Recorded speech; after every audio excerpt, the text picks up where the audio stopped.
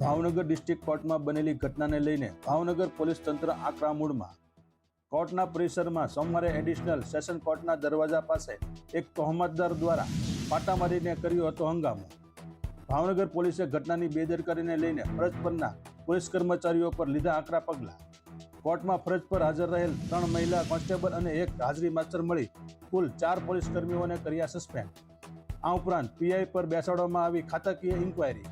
કોર્ટમાં ચુસ્ત બંદોબસ્ત રાખવા અને કોઈ અનિચ્છનીય બનાવ ન બને તે માટે ભાવનગર રેન્જ આઈજીએ જિલ્લા પોલીસ વડાને આપી સૂચના। મોટી હોટલોમાં